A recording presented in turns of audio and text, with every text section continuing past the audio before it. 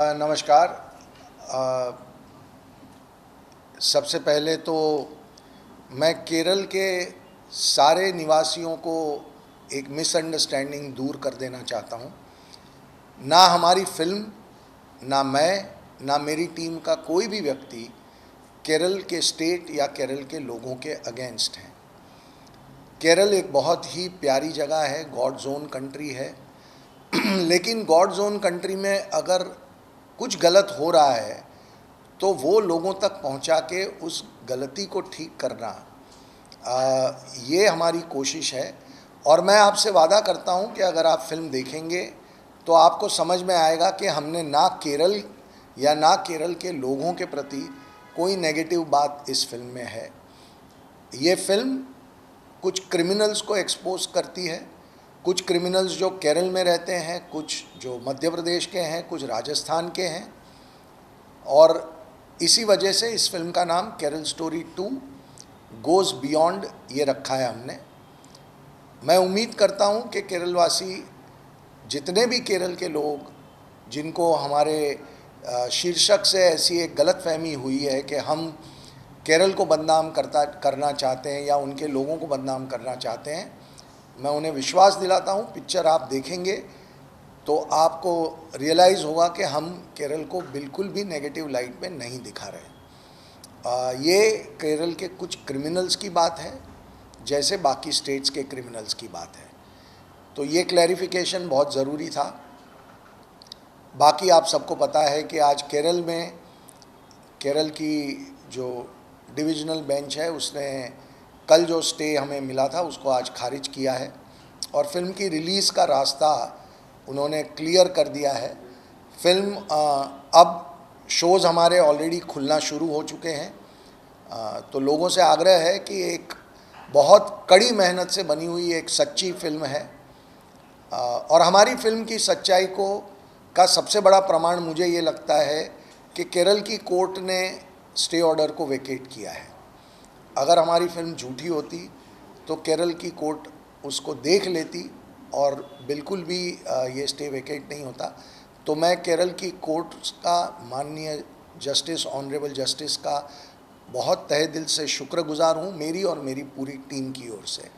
और तीसरा और आखिरी मुद्दा ये है कि हज़ारों लाखों विक्टिम्स की जो दुआएं हैं इस फिल्म के साथ, उसकी वजह से मुझे लगता है कि ये फिल्म अब आगे जाएगी, लोगों के दिलों में अपनी एक जगह बनाएगी।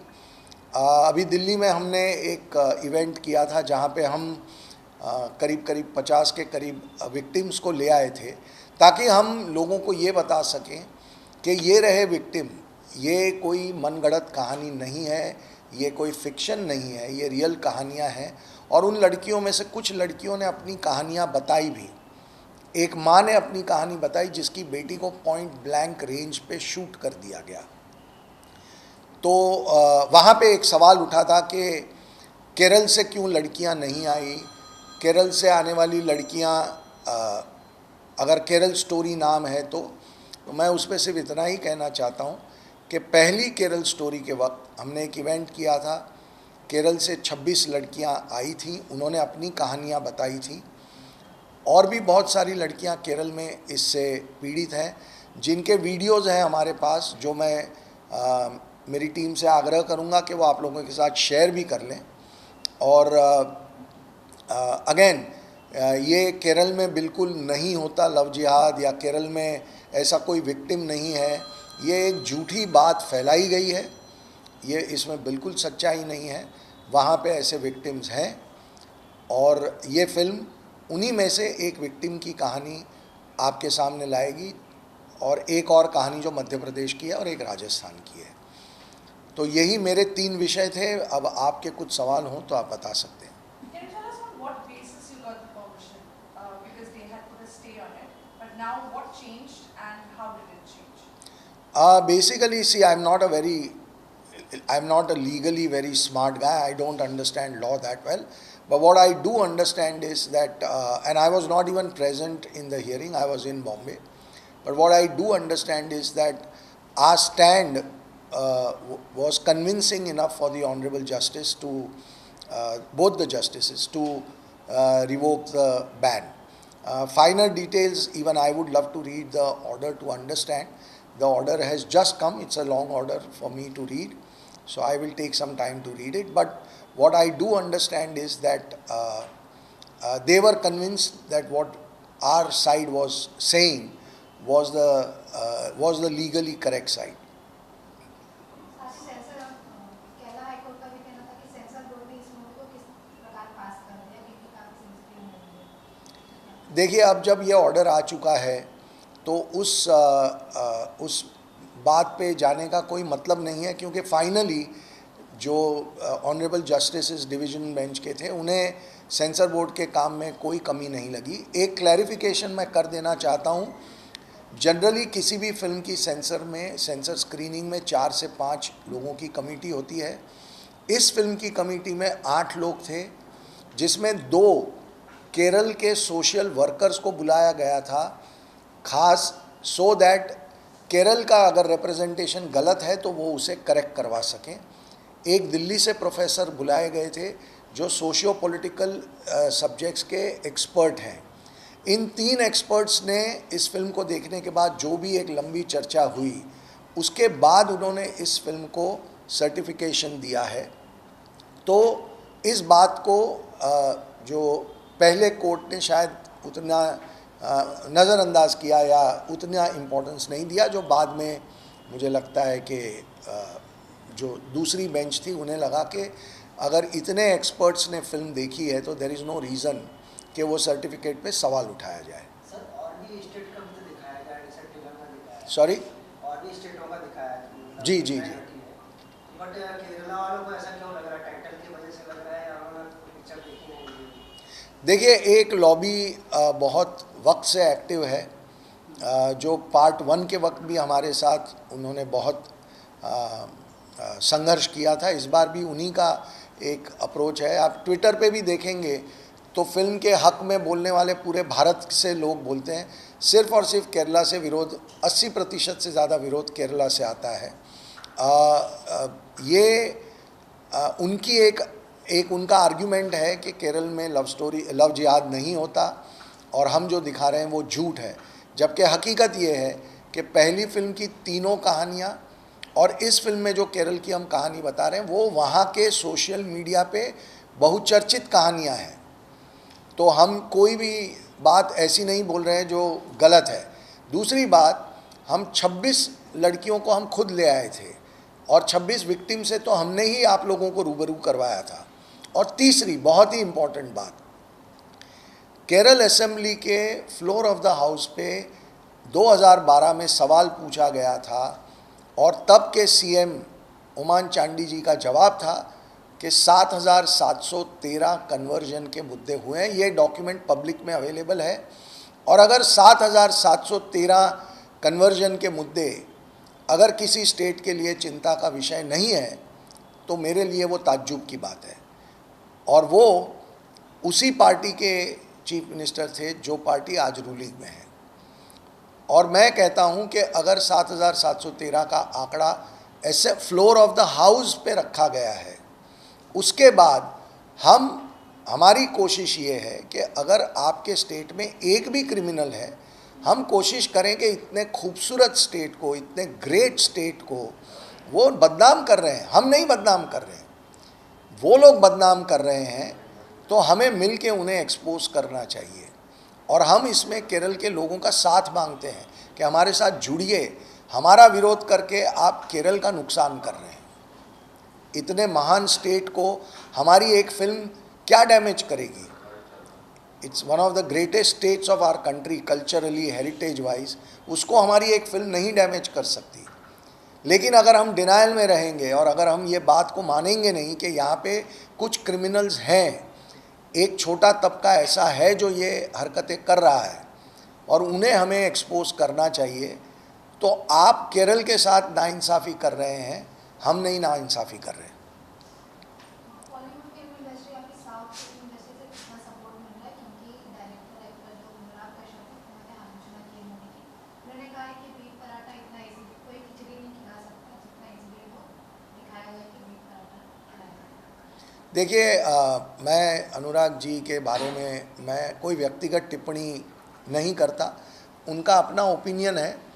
और मेरे जो दिग्दर्शक हैं उन्होंने एक बहुत अच्छा मुद्दा रखा था, उसका जवाब अभी तक अनुराग जी के पास से आया नहीं। अनुराग जी ने एक पिक्चर बनाई थी गर्ल इन येलो बूट्स, जिसमें एक पिता और पुत्री के अनैतिक संबंधों की बात थी। तो जो व्यक्ति एक पिता और पुत्री के बीच में एक फिज़िकल रिलेशनशिप की फिल्म बनाते हैं, क्या उनकी ऐसी किसी टिप्पणी को गंभीरता से लेना चाहिए, ये कामाख्या जी ने सवाल खड़ा किया था। मैं उम्मीद कर रहा था कि अनुराग बहुत खुल के बोलते हैं, बहुत मुखर तरीके से बोलते हैं, तो वो शायद बोलेंगे। मुझे लगता है आने वाले कुछ दिनों में उनका जवाब आ सकता है। मेरी ओर से व्यक्तिगत रूप से मैं किसी भी व्यक्ति के ओपिनियन पे मैं अपनी टिप्पणी नहीं देता। सर, कामाख्या जी के साथ एक छोटा सा पिक्चर था, ट्रेलर के लिए बोल रहे थे सच्चाई का it's just 20% hardly.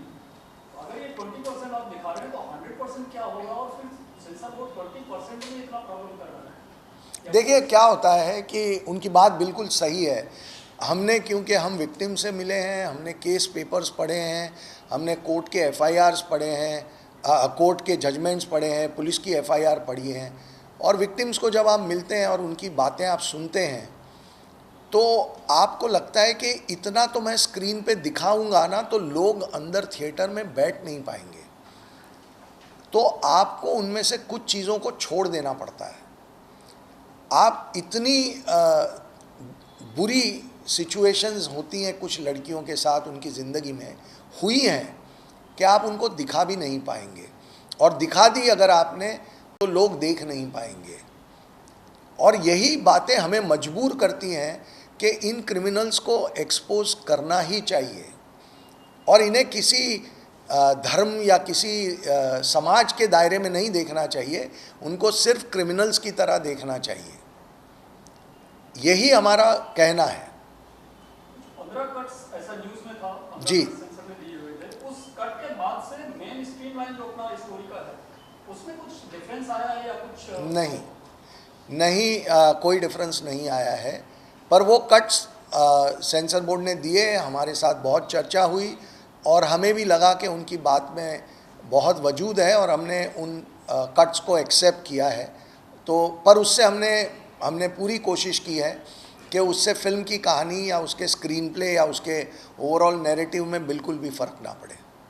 You were talking about the lobby. Is this lobby politically motivated, who purposely trying to bifurcate on the basis of religion?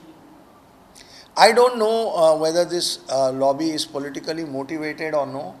I definitely know one thing, that they are motivated to harm the state of Kerala. In my opinion, anybody who doesn't want to expose a criminal and he wants to stop a story of a victim to come out is harming, or she is harming their own state. If they want their state to be free of all this nonsense, then they should come forward and support this film. But why is it that you are always the target? Because I am the one who's made Kerala Story 1 and I am the one who's made Kerala Story 2. So, and I am an easy target. Films are always an easy target. It's very easy to disrupt a film. They won't be able to do it with many other things. So they want to show their power by disrupting a film. But the good thing is that in this country there is still rule of law, and we have tremendous respect for the judiciary, and judiciary has spoken. No profession here, no work can be stopped, and as rightly the Kerala High Court has lifted the stay, but a detailed version has yet to come. So what are your expectations like? I think most important thing for anybody else is to understand the fact that court has lifted the stay, and people can now go and watch the film and experience it for themselves what we have made. And I think that's the most important part. Of course, I am not a legally very sound person, neither I am a lawyer. So I will have to sit with my lawyer to understand the detail and nitty-gritties of the order. I just spoke to Yeah. And I asked him what is his feelings about the stay being lifted. He was very happy, you know. And now he also told me that his Charak trailer was going to be attached to the Kerala Poo Stone. Yeah. It was stopped because of the hiccups that came up. Will it still be attached to Kerala story too? I don't know, now I can't attach because the film is already released. Attaching a trailer happened much earlier. So I think we missed that date. Kissing scene पर विवाद था teaser के समय और बहुत लोगों ने कहा कि टीजर से हटाया जाएगा, अफवाह फैली। इसका जवाब दीजिए। और क्या सॉरी मैं समझा नहीं। किसिंग सीन पर विवाद था टीजर के समय और बहुत लोगों ने कहा किसिंग सीन पर? हाँ, हाँ, उस पर क्या विवाद था? विवाद था और लोगों ने कहा कि टीजर से हटाया जाएगा, जिसका आपने खंडन भी किया है। और ये पर टीजर में तो कोई किसिंग सीन था ही नहीं। 3 लड़कियां अकेले अकेले बोल रही हैं। अकेली लड़की किसको किस करेगी? आपने शायद टीजर देखा नहीं है, आपको देखना चाहिए। इसका फर्स्ट शो कब रिलीज होगा अभी? हाँ, फर्स्ट शो कब हम देखने को पाएंगे, मिलेगा ये केरला स्टोरी? अब बस सब प्रोसेस चल रहा है। मुझे लग रहा है कि केरला स्टोरी अब एनी मोमेंट शो शुरू हो जाएंगे, या तो हो चुके होंगे, लेकिन नहीं भी हुए होंगे तो अब 15-20 मिनट में पूरे भारत में इसके शो शुरू हो जाएंगे। तो जिनको भी लगता है कि ये फिल्म देखनी चाहिए वो जाके देख सकते हैं। Do you think because of the stay and there has been it could have been much better performance at the box office, but now it's suddenly happening, people might not know about it, and that might affect the box office performance? I think that our first day, obviously, we've not been able to release the film from morning. It's opening now, so our day is cut into less than half. So obviously, our first day collections will get affected due to this entire court proceeding.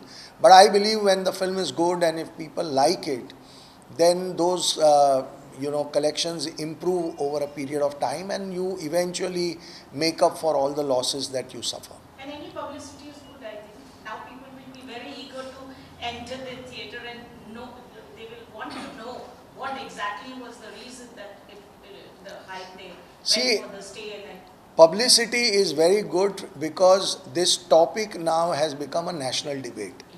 Not the film so much, I would say. We are more concerned about the girls and the families of the girls who are getting destroyed in this process. So for us, what is most important is that the topic becomes a national debate and something good happens out of it, and we are able to stop this crime happening with any girl across the country or across the world. If that happens, I think then any publicity is great publicity. Sir, आपको भारत की जनता, media, Bollywood, वहाँ से आपको कितना support मिल रहा है? भारत की जनता से तो बहुत बड़ा सपोर्ट है ही है, और वो सपोर्ट आगे आप होपफुली लोगों को अगर फिल्म अच्छी लगेगी तो आप नंबर्स में भी ट्रांसलेट होगे, देखोगे ही देखोगे। हमारी इंडस्ट्री जो है उसमें भी बहुत सपोर्ट है। लोग बहुत खुश हैं कि हम ऐसी जिसको कह सकते हैं कि ट्रूथफुल, सच्ची और बड़ी हिम्मत से बनाई हुई फिल्में बना रहे हैं।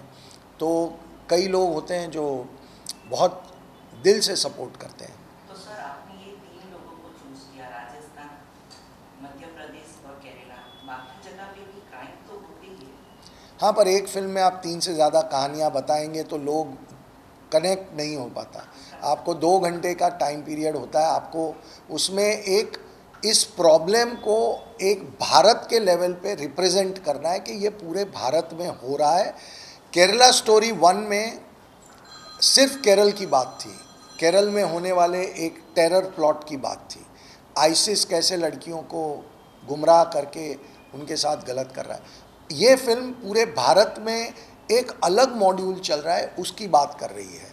तो आप 2 कहानियों के ज़रिए बहुत सारे मुद्दे हमने रखने की कोशिश की है लोगों के सामने, और ये विषय लोगों के सामने बहुत डिटेल में इस फिल्म के ज़रिए पहुंचेगा। क्योंकि सिनेमा जगत से ही हम एक मैसेज से भेज सकते सब जगह पे।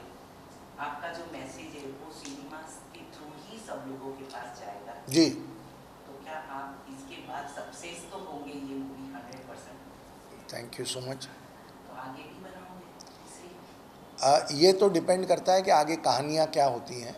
आपको जब तक ऐसी कहानी ना मिले जो कोई नई बात कर सके। केरला स्टोरी 1 से केरला स्टोरी 2 एक बहुत बड़े फलक की फिल्म है, बहुत बड़ा विषय है। पूरे भारत के हर परिवार और हर बेटी को और हर बहन को ये फिल्म देखनी चाहिए, ऐसा हमें लगता है। तो ऐसा ही कोई और विषय मिले तब ज़रूर बनानी चाहिए। सिर्फ केरला स्टोरी ब्रांड है इसलिए पार्ट 3 नहीं बनाएंगे।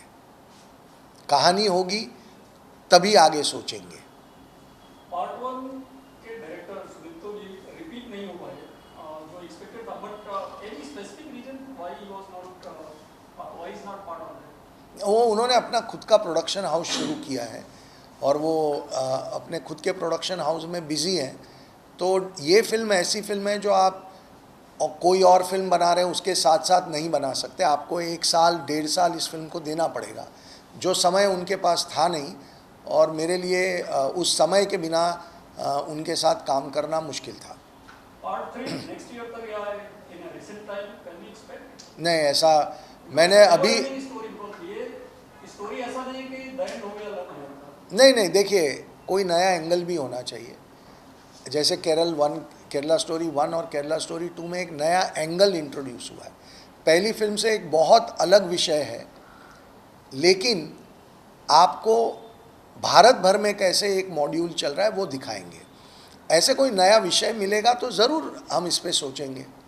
रियल कैरेक्टर का नेम्स कुछ यूज हुए हैं, जैसे अभी चांगू बाबा कुछ न्यूज़ में थे, आपने यूज किया है रियल कैरेक्टर्स के नेम या ऑल फिक्शन? हम विक्टिम्स के real name under the law नहीं यूज़ कर सकते। विक्टिम्स जो होते हैं उनके नाम नहीं, जैसे निर्भया बोलते हैं हम, जो एक लड़की का बहुत बुरा रेप हुआ था, उसका रियल नाम नहीं बोल सकते आप। बिल्कुल, वो बाय लॉ आप नहीं बोल सकते रियल नेम, तो वो हम भी नहीं बता पाएंगे। पर सबसे बड़ा स्कैम अगर लास्ट 1 ईयर की अगर बात करें तो उत्तर प्रदेश में रहा है, इसकी मैं बात कर रहा हूं। बट आपने यूपी को टच भी नहीं किया है, राजस्थान, एमपी और केरला तक। सर 3 कहानियां हैं और वो 3 कहानियां जो सबसे पावरफुल हमें लगी हमारे विषय के हिसाब से, उन 3 कहानियों को हमने इस फिल्म में चुना है। ये सबसे बड़ा कंसिडरेशन होता है कि आपकी जो फिल्म है उसकी कहानी सबसे इम्पॉर्टेंट होनी चाहिए, वो बहुत बड़ा मैसेज ले जाने वाली कहानी होनी चाहिए। तो जो 3 कहानियाँ हमें लगा कि भारत की हर बेटी को, हर बहन को, हर फैमिली को, हर माँ को, हर बाप को देखनी ही चाहिए, ताकि उनकी समझ में एक नई बात आए, वो 3 कहानियाँ हमने सिलेक्ट की हैं। हमने state is incidental to the story. So what if in this movie and the previous movie there was this one community which was targeted? Sorry? Or maybe which was targeted. There's one community or religion which was targeted and which was created hatred among people between 2 communities. So what precautions in your movie have taken to like deal with this? First and foremost, we have not targeted any religion or any community in the film. Not in that film, not in this film. But it was indirectly. So if the criminal is belonging to a particular religion, what is the way to show him? No, If I want to show Rahman Dakat, Yeah. can I show him as some Hindu character, or I have to? No, I'm asking you. Yeah. So if the criminals in the film Yeah. are belonging to a particular community, what is my option? I have to show the way they are. I have to be true to the film. I have to be absolutely honest with the victims, their pain. I can't be thinking about a villain. If you These topics are very delicate, so like the director has this responsibility. so let me ask you a question. Whose side are you on? Victim or the criminal? Of course, victim. Bas. So that is what we have done. We have only thought about victim. We have not put the criminals in any religious or community box. We have shown them as individuals who are involved in the crime. That's as simple as that. Just because they belong to a particular community, it doesn't mean that we are targeting the whole You are community. stating that there is not one community which is targeted. Absolutely not. And you Abs- are not blaming that community. I am saying it again, I have said it earlier. We are not against any religion or any community. Neither is this film targeting any religion or community. It is only and only targeting criminals. Sir ये social awareness का Vipul ji, message sorry, Vipul sir, what is the plan now? How are you planning the release and how much money you must have suffered as losses because the film has released on Friday? So the release has already started. The shows have started already, and slowly you will see that nationwide the film will be open within next half an hour. So whomsoever is interested in going and watching the film, they will have the opportunity today itself to go and see the film. About the losses, we have really not calculated, and that's not the prime intention. The intention, even at the time of film one, was to show it to maximum number of audiences, and that intention continues. Do you think this film will this film be not releasing in UAE or Middle East? Yeah, the film is not releasing in UAE, it's not releasing in Malaysia, it's not releasing in many countries. Sir ये कहा जा सकता है कि social awareness के हिसाब से picture सही है So, सोशल अवेयरनेस मुझे लगता है कि इतनी लड़कियों का जो पेन है, और एंड ऑफ द फिल्म आप देखेंगे कि हमने कुछ फैक्ट्स एंड फिगर्स रखे हैं जो देखने के बाद मुझे नहीं लगता कि कोई भी व्यक्ति अब उस डिनायल में जी पाएगा कि ये इस देश में नहीं होता. उसके बाद हर एक इंसान को अपना फैसला खुद करना होता है. हमारा काम सिर्फ उनको ये एक सच्चाई दिखाना है. उस सच्चाई से वो कैसे डील करना चाहते हैं वो हर लड़की और हर उनके पेरेंट्स के बीच की बात है. Last but not the least, Kerala Story 1 also dealt with a lot of controversies and finally gave a tight slap to the people who had tried to put the film on a back step, but it got a national award. Yeah, What are your Two. expectations? two Yes. national awards. We What hope are your expectations with this?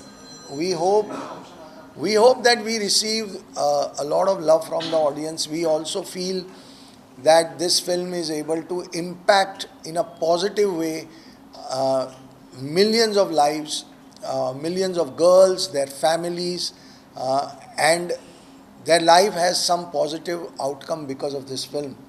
After that, of course, when you work so hard, you expect some reward in the form of awards. If we get awards, it will be great. Generally, our film gets boycotted by all the award functions. The commercial awards like Filmfare and other, they don't acknowledge us.